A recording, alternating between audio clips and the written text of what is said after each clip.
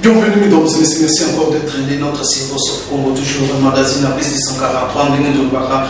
Nous sommes là dans les 4 heures, on met la vidéo passant pour Mboka et les autres, ça qui est pas une nouvelle plateforme où ça la sortie officielle dans une plateforme et aller à IDPS pour accompagner les visions de chaque de l'État et au cours il y a cérémonie sortie officielle pour inviter qui le secrétaire général IDPS Augustin Kabouya qui a profité pour répondre pour aussi ça le message par rapport au climat malsain entre FCC et IDPS, surtout pour rappeler que FCC par rapport à leur comportement, par rapport à comment interpréter mal les messages présents à IDPS Jean-Marc Kabunda où ils ont créé tension entre IDPS et FCC. Alors on va remettre dans les rails, en tout cas je vous laisse suivre le message et à Augustin Kabouya, surtout na partenaire na bango ya coalition bola na bino moko makambo. Augustin Kabouya a lobby ngana ko commenter, on se retrouve juste après.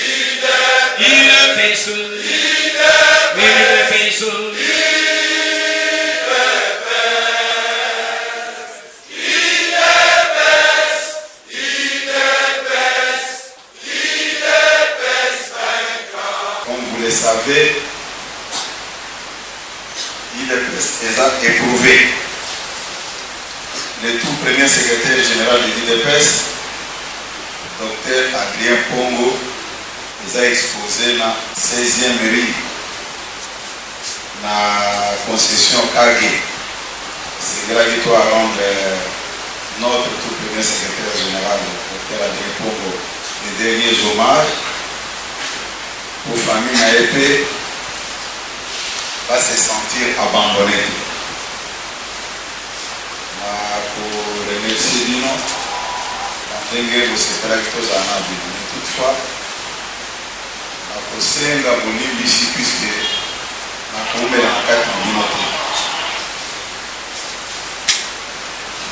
Je suis obligé d'être en contact avec la famille du docteur, puisque les chefs de l'État, son Excellence Félix Tshisekedi, et là qui a que le peuple s'incliner, parce que à ce cas qui va me pas condater, sinon des gars pour rien. Donc le col à Zongi, ici, quand on continue sur ça pour se déplacer, il faut tout accompagner. Et là, comme je suis en parler, à partir de l'élo, pour la commune pour la Koyamba, président Nabiso Aïe Jean-Marc Kaboun,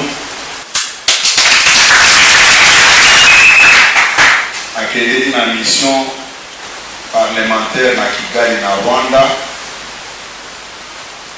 à Kozonga awa na mboka à partir de 21 oyo. Tout par conséquent, il faut tout réserver à quel digne de son rang. Boyokaki bato balinga bakosele makambo awa afingi basongolo afingi bapakala. Mais na makambo wana na retenir eloko moko. Batu balibengi crème intellectuelle, pépinière des professeurs, mais incapable de comprendre le message d'un étudiant qui est même qualifié d'étudiant. Si c'était une interrogation ou bien un examen, il qui base combien sur 10, puisque dans la minute où on est s'ils sont sincères, ils vont présenter des excuses publiques à l'IDPS. Voilà. Parce que makambu oyo de Konabiso à l'OPAC, président Aïe de l'IDPS, Tangoyaka n'a limité, il n'a jamais pris parole au nom de l'Assemblée nationale. Il a toujours parlé au nom de l'IDPS. Car cela ne tient, Bisoba na Tshisekedi, Kotikala, Kozana éducation ya kofingaka batu te. Soki biso toza na éducation moko raté, cela veut dire que musala ko papa Tshisekedi asalaki ekoyaki na mai. Le vrai problème, c'est pour moi une occasion de koyebisa bino. Sans il y a un message oyo et alimenter débat. Bafingi, basali boye, ceux qui ont été le tout n'a pas expliqué yo. Président Aïe IDPS à l'Obaki boye.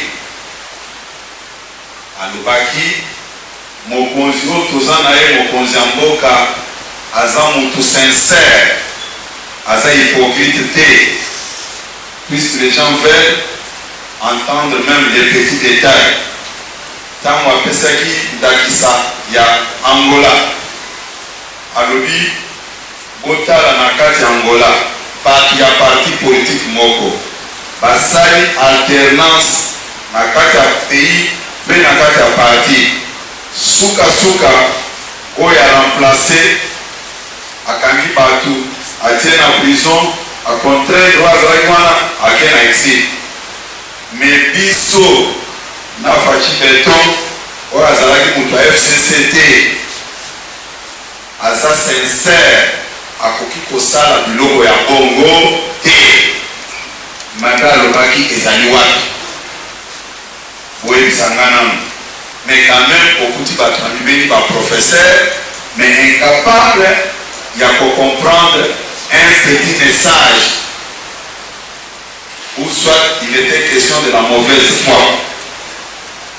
Les mêmes messages exact même pour la bande ANC et Afrique du Sud.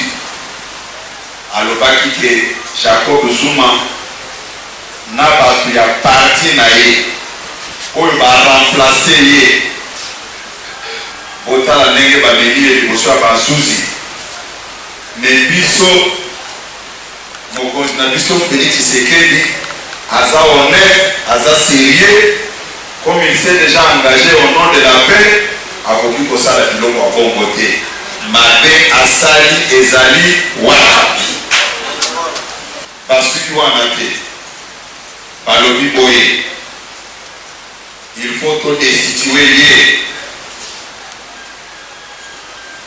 mais entre temps balobi nous sommes pour la coalition mais soyons sérieux les postes qu'occupe le premier vice-président et les résultats de la coalition bapesaki ete ke noko bayebanaki na ye soki ntango azalaki na kami na soki wapi te. C'est le résultat de notre coalition. Tokani malam. Tokani malam. Mais moi je peux aller plus loin pour dire aux amis au besoin qui tant n'a pas moins belé pour nous traiter de tous les noms d'oiseaux, de présenter des excuses. Ce n'est pas de cette manière qu'on peut traiter les alliés. Nous sommes dans une coalition. Kolobakeno, premier vice-président, il faut présenter par excuse. Au contraire, Bango, mais il faut pas présenter biso par excuse, puisque bakosaki mokili mobimba. Lokani malam. Lokani malam. Biso mokonzi na biso atia discipline au nom de la coalition. Nayaka liboso ba mususu balinga lo de la coalition qui mais na lobaka ceux qui n'a constaté que aux contre coalition, c'est-à-dire aux contre Mokonzamboka, je te sanctionne jusqu'à t'interdire même de ne plus piétiner à la permanence. Contrairement à Epana Bango, ceux qui ont dit que Babetelo Maboko Kuna, Fima Mokonzamboka Félix Tshisekedi, le lendemain, ceux qui ont commis un siège dans Bango Kuna, tout le monde va t'applaudir. Oui. Bazana batu na bango oyo babengaka babere rouge na bango mais na yebi bitumbo baganya te. Mais quand même ces groupes là tous les jours que Dieu a créé musala na bango bafinda ka mokonzi ya mboka. J'avais posé la question à un de leurs na lobi. Moi, je suis secrétaire général de l'IDPS. En aucune fois, faut-il permettre que quelqu'un injure votre autorité morale. Si quelqu'un le fait, je le sanctionne, je l'interdis même de ne plus arriver à la permanence. Mais chez vous, vos hommes, c'est moi qui suis chef de l'État, comme leurs amis. Le lendemain, quand ils terminent leur bêtise, ceux qui baillent, dans siège Nabino, c'est tout le monde qui applaudit. Au salut Moussala Malam, pour finir Félix Tshisekedi. Entre Binona Biso, Banani Baza Sérieux, Yango, Babilo Konyon Soana, Makoye Sabino que mon conjoint Nabiso a parti, Atikala Kofinga Moutouté. C'est depuis le mardi que nous avons demandé un audio ou bien une vidéo. Puisque moi-même j'étais avec lui. Ma camion soit bandolo banasa koyo. Balobio presque à l'obak. Si nous voulons construire, il faut dire la vérité aux gens. Au lieu ya kokosa. Lokani malam. Lokani malam. Na lobakango et je ne cesse jamais de le dire et je le répète encore ici. Victoire, il y a Félix Tshisekedi. Et ça, cadeau, mon côté, c'est mérité. À gagner l'élection à y.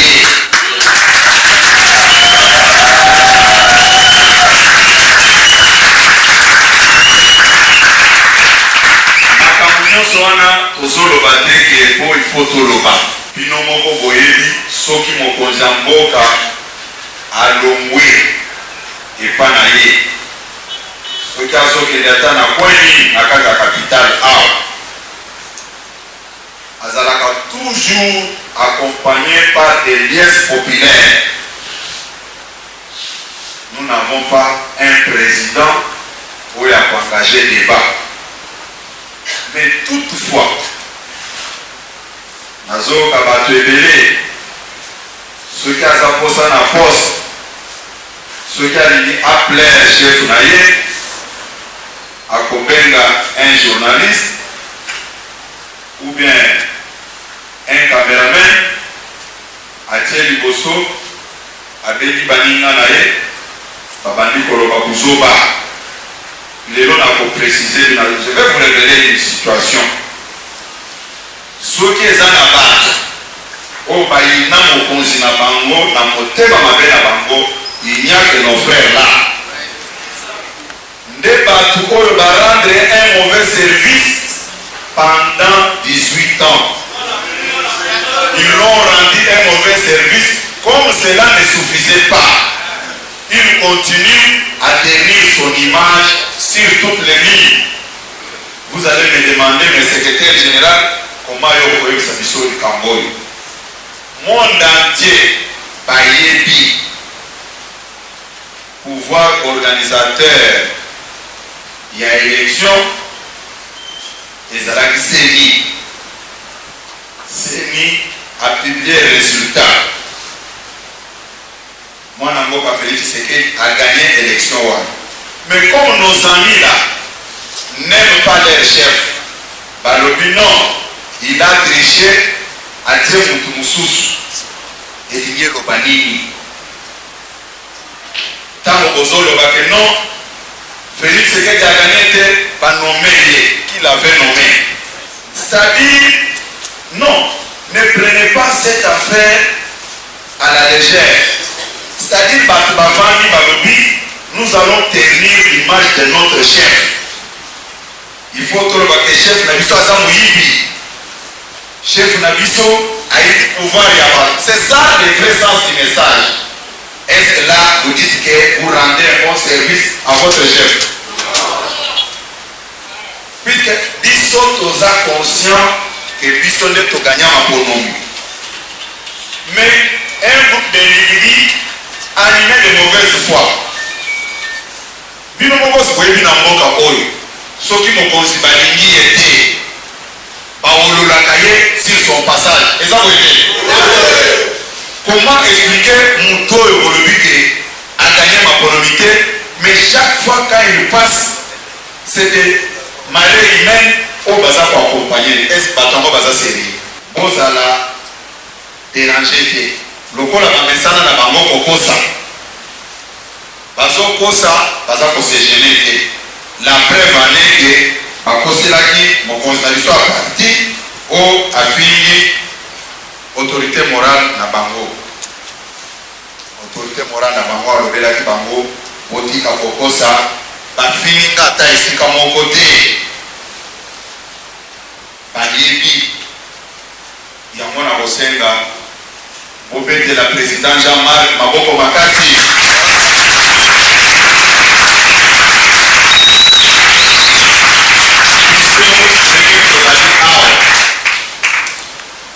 nous sommes derrière notre président Haïti Parti parce que Azalaki parachèvement il y a combat il y a été Tshisekedi Atikela qui est parti dans ma boucle Ozaki parti à opposition il a travaillé malgré le contexte difficile au président puisque le président Tshisekedi tamba kufaki avec ça qui se fait avant ça qui soit loba bino wana bozotikala ngayo naza kokufa botikala ko tambuza makambo politique liboso non biso nyonso toaprenaki yango na nzela ya singa na nzela ya batelevizio na baradio d'où par conséquent mutu akoki koya koyebiso biloko ya pamba te il faut que vous la fière. Vous avez première formation politique. Yamboka na biso. Oyo mokonzi akufi. Otaleli à gauche ni à droite.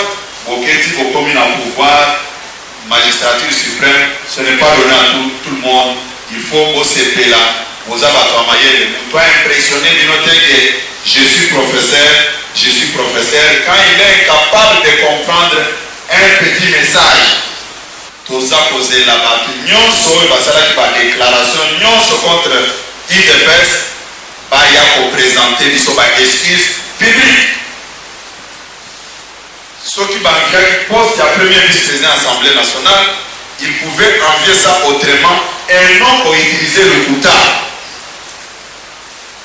Tu vous calmez, madame? Oui. Mokonzi mboka batikala konomeye et pas mutu moko te. Mokonzi mboka a gagné maponomi.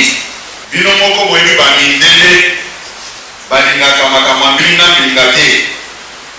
Soki bayebi ke oyibaki bakoyamba yo te. Dans un laps de temps, il a fait le tour du monde. Tous les décideurs du monde balindika kabasi ben na nzoto batala ke mutu auti na planète ni te mutu ango.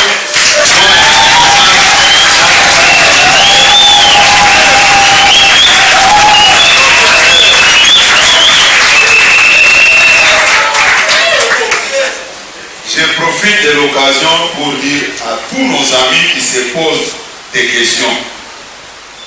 Excellence, Monsieur le Président de la République n'est pas un extraterrestre. Il est le fils biologique de Papa Tshisekedi et de Maman Mar.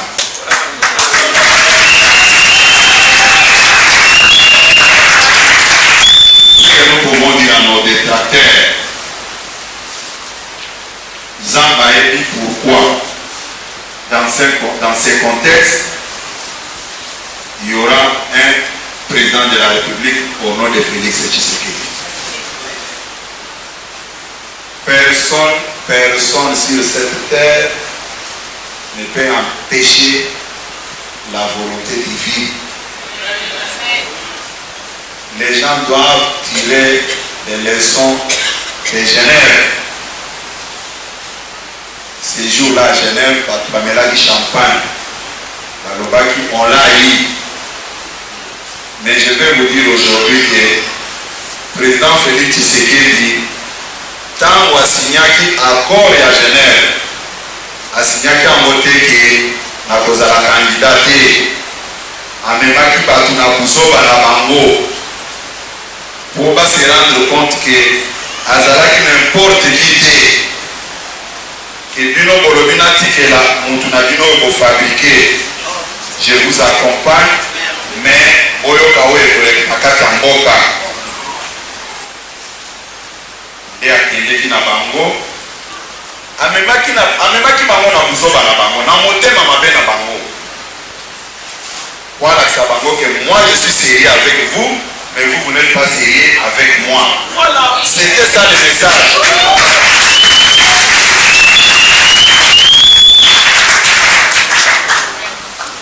En plus, Ayepsaki Bango Peke, moi j'ai une base derrière moi. Mais vous autres, derrière vous, il n'y a rien. Mais comme vous voulez me faire du mal, au lieu de Kowanga na que non, to bandaki komeka. Toke na bino inde tokomati na point wana comme ça na mona mutu atia makolo lisusu na unité na tikalanga moko na me m'appelle na victoire finale.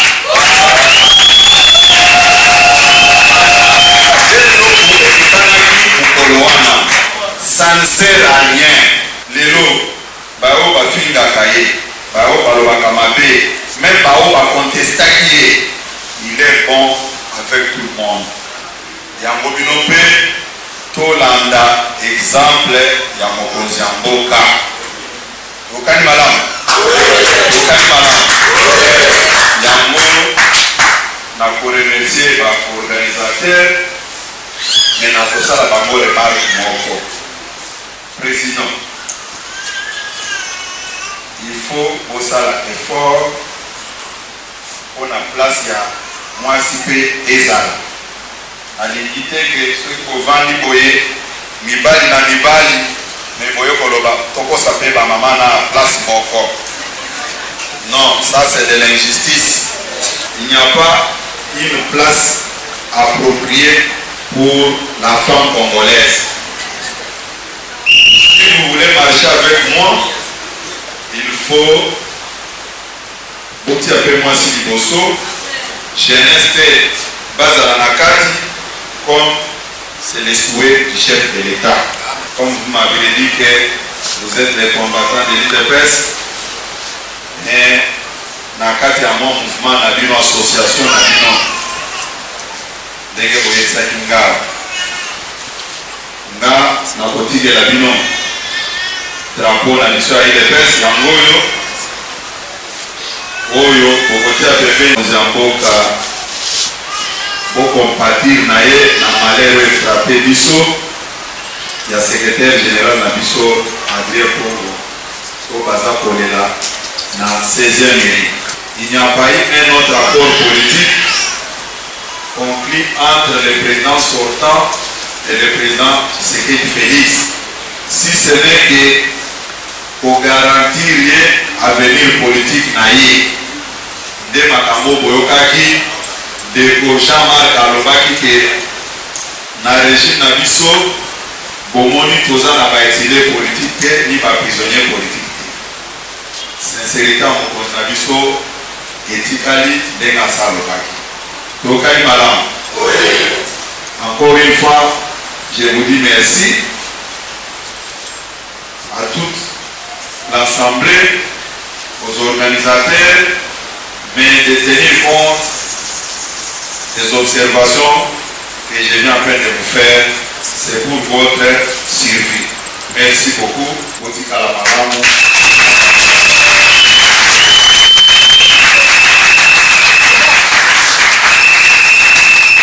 Yambo, dele seja todo mwana, mwana seja peda lubile papa soba bobi mwana zana couche, zana lene, zana le maternelle, mwana toso nega oyenge.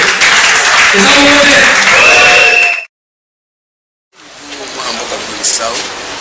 Mama likambo ya okota ba dikibele boyeka pe okota na biso ya parti avec ya 5 abuya mwana mboka Lobani makasi ya biso ya Ligue de jeunes ezalaki mbotama ya sika la nouvelle plateforme de la Congo SIP dit qu'on va aider étoile du changement pour l'intérêt du peuple ndenge mokonzi pour l'intérêt ya bato te mais pour l'intérêt ya peuple congolais tobimi sika apesa biso temps comprendre vision ya SIP ezali mpona kocombattre baantivaleur nyonso bazali kocombattre chef de l'état ndenge SIP epesa ndakisa kitoko po ete bato nyonso balanda lokolo oyo mokonzi ya mboka azali kosala ata bandimi sikoyo te me bakondima ata bayoki te bakoyoka mpe bakomona tozali miso ya mokonzi tozali matoyi ya mokonzi etoli mpe monoko ya mokonzi tokopesa tataka moke te na baye bazali kobimisa mboka mpo mboka ebeba ntango bakomeka bakomona SIP na kati ya nzela na bango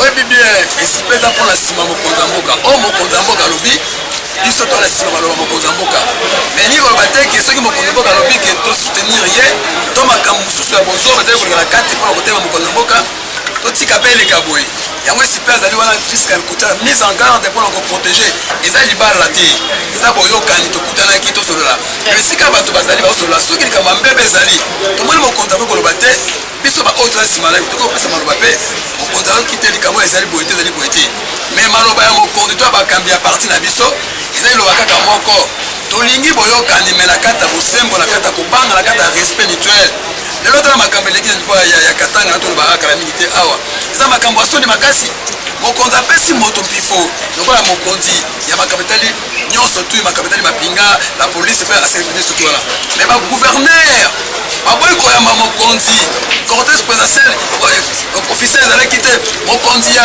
vice ministre atika lokola moto moko azanga ntina lokola nga kutu mokwala boke baoyambanga mais ye azanga moto ntina mais tandis que est ce que maloba aza korespecte mokonzi ya mboka aza korespecte te mais makambo wana tomonekala nga baninga wana lokola mokonzi akoloba te biso baoyo na nsima na ye tokolakisa te etambolaka boye etambolaka boye mala nsima makambo so basuki te parce que nani otelemela autorité de l'état yango toze koboya makambo bongo libala ezali te me boyokani nde soki boyokani tomona ekeke mpe esimbi te mokonzi akoloba te osala konsa biso nde baoto na nsima mokonzi tosima pepe toloba te mokonzi totamboli me tomoni tosuka nanu boye totala nanu makambo ekoya nsima so mpe kokata tokokata mais pour le moment elobi ai kabundu libala ekati te me tozali kaka constat ya badéplacement ya bamort batya vere na bango mwa moke vino mai moke po ete toyokana malamu soki baboyi kotya vino to kotya vino na bango mai biso mpe tokolemba te tolasima mokonzi oyo mokonzi akopesa likama to mot d'ordre ya kosala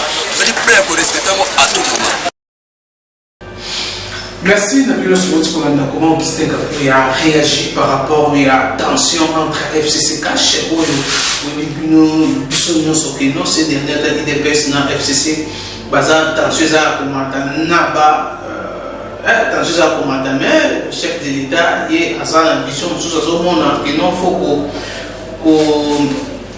il faut que pour les choses dans des bons pour que pour que le peuple congolais va retrouver leur sourire perdu pendant plusieurs années.